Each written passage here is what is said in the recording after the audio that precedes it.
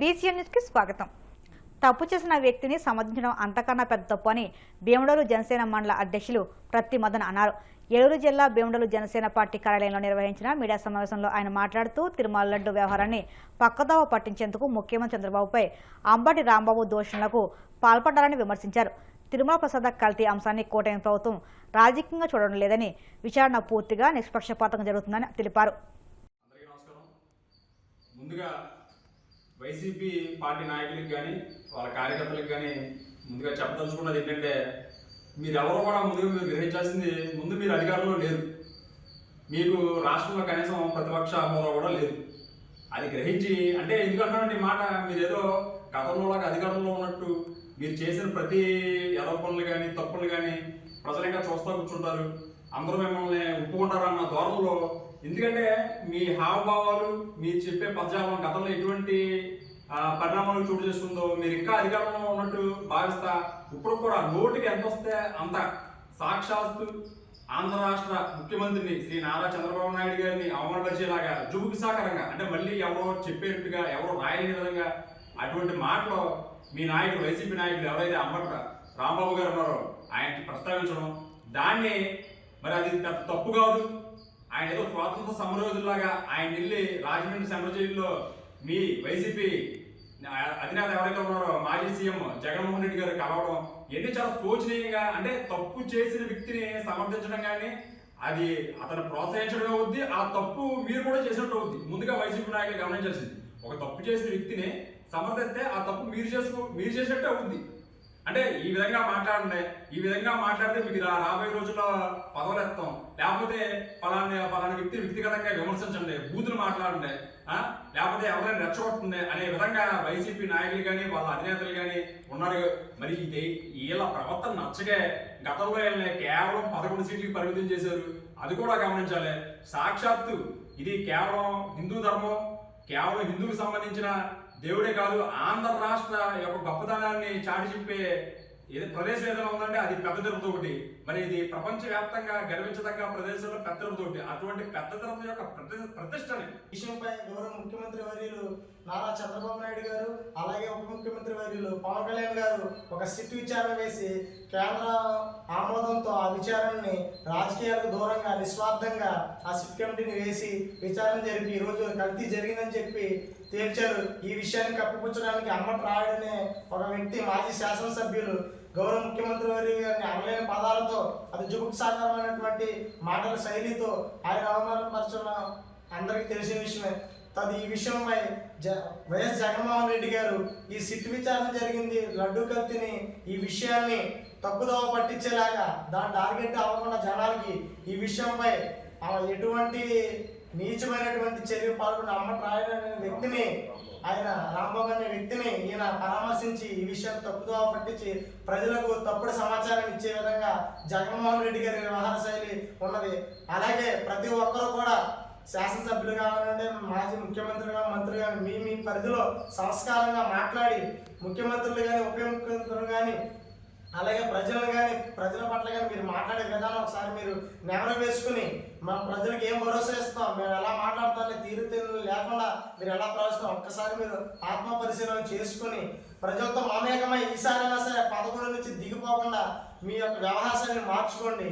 మీరు 2019 వస్తే మేము ఏదో చేస్తాం అన్నారు, కానీ మేము వస్తే ఎటువంటి ప్రకటన చేస్తామని చెప్పుకోండి జనాలకి, ఎటువంటి విధ్వంసం చేస్తామని కాదు. మీరు చేసిన విధ్వంసం, అంతకుమించిన విధ్వంసం ఎవరు కూడా చేయరు.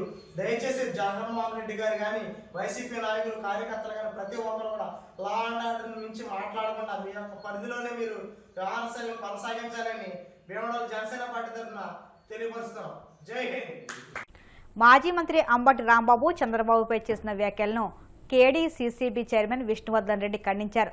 ఒంగోలులో ఆయన మీడియా సమావేశంలో మాట్లాడుతూ కల్తీనే ఈ కేసులో వైసీపీ నేతలు దోషులుగా తేలడంతో డైవర్షన్ రాజకీయాలకు పాల్పడుతున్నారని ఆరోపించారు. రాష్ట్రంలో శాంతి భద్రతలు, ప్రజాస్వామ్య విలువలను కాపాడేందుకు ఇటువంటి వారిపై చర్యలు తీసుకోవాలన్నారు. అంబటి రాంబాబు తక్షణమే సీఎంకు క్షమాపణ చెప్పాలని ఆయన డిమాండ్ చేశారు.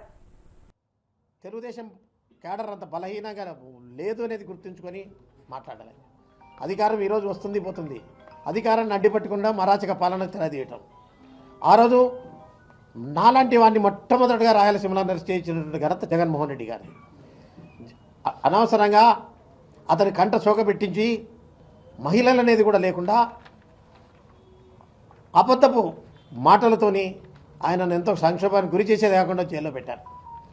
జైల్లో పెట్టినప్పుడే తిరుగుబాటు చేయాలనుకుంటే కూడా చంద్రబాబు నాయుడు గారు సహనం వహించండి అని చెప్తే సహనం వహించాం తప్ప, లేకపోతే ఎక్కడ కూడా వైసీపీ వాళ్ళు తిరగలేని పరిస్థితిని చేసే శక్తి మాకుంది.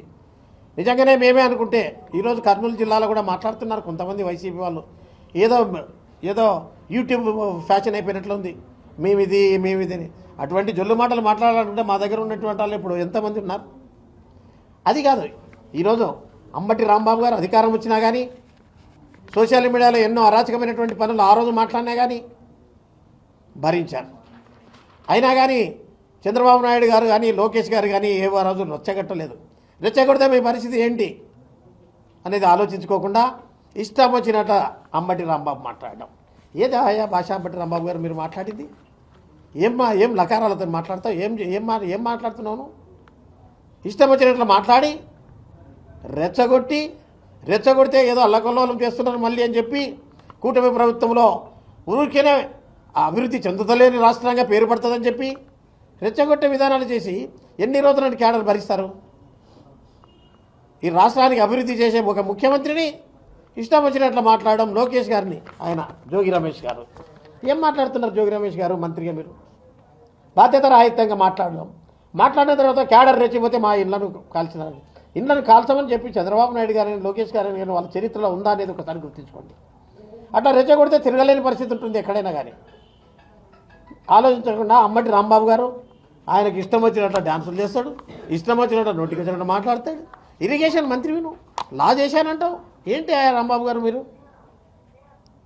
చాలా బలమైన నాయకత్వం ఉంది. ఇక్కడ క్యాడర్ రెచ్చగొడితే కర్నూలులో కాదు కదా, ఎక్కడ కూడా ఈ రాయలసీమ జిల్లాలో కర్నూలు జిల్లాలో తిరగలేని పరిస్థితి చేసే శక్తి ఉన్నటువంటి బలమైన నాయకత్వం ఉంది తెలుగుదేశం పార్టీకి, చంద్రబాబు నాయుడికి, లోకేష్కి అన్నగా మాలాంటి వాళ్ళం ఉన్నాము. వేలాది మంది తరలించే శక్తి ఉంది. వాళ్ళ కొరకు అవసరమైతే అనేది కూడా గుర్తించుకోండి. ఈరోజు చెప్పకుండానే 100 మంది వచ్చి మీ ఇళ్లపైన దాడి చేసినారంటే భవిష్యత్తు ఎట్లా ఉంటుందో ఒకసారి ఆలోచించండి మీరు. ఇంకా మళ్ళీ అదే కాకుండా అభివృద్ధి నిరోధకంగా మళ్ళీ ఏం చేశారు మీరు? ఈరోజు ఏదో డైవర్ట్ చేయడానికి రాష్ట్రం ఇళ్ల మీద ధ్వంసం చేస్తున్నారు. నువ్వు మాట్లాడిన భాష కనీసం మీరే చూసుకోండి. ఏందా భాష? అది ఒక భాషనా? అప్పటి నుంచి అలవాటు పడినారు. అసెంబ్లీలో ఎంతోమంది మంత్రులు మాట్లాడారు, వాళ్ళ పేర్లా చెప్పుకుంటూ పోతే లిస్ట్ అవుతుంది.